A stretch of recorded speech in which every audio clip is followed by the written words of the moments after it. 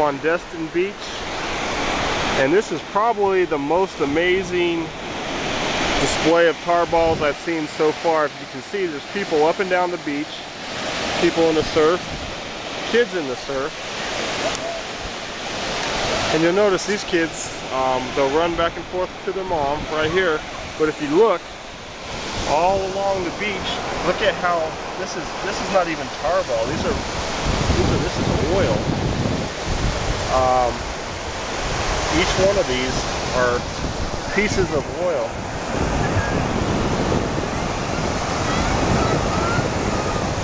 These kids are just up and down walking right through the oil. It's amazing. But yes, all these black specks you see are tar balls all over Destin Beach. Just very, very thick all over. Kids are playing, you can see it just washing up.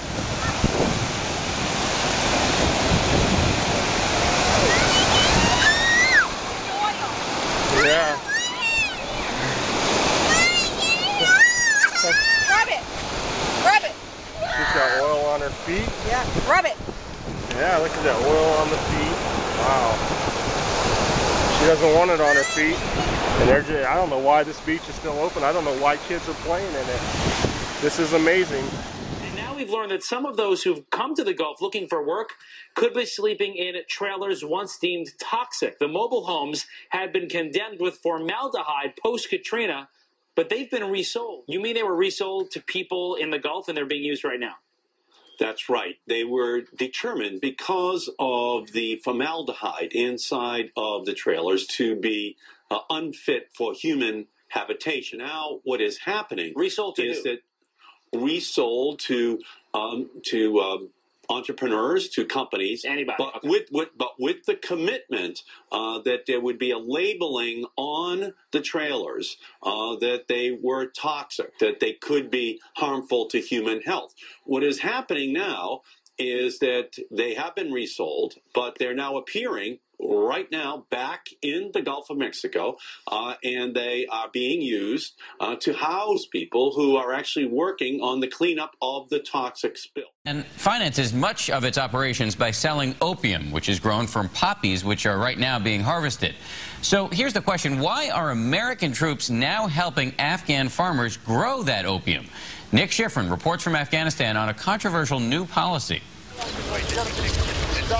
In western Kandahar, poppy farmers score, till, harvest their crop, and the Americans do nothing to stop them. I'll start pushing slow.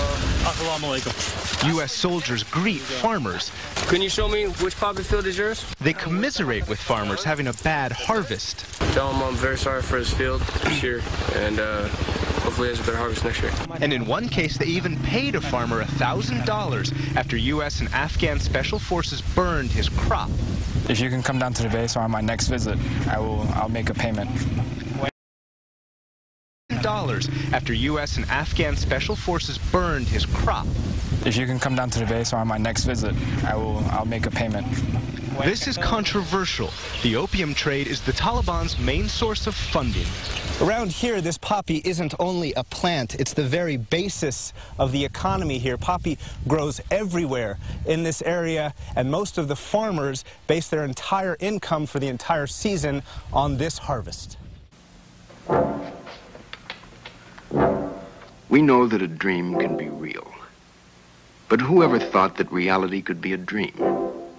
We exist, of course, but how? In what way?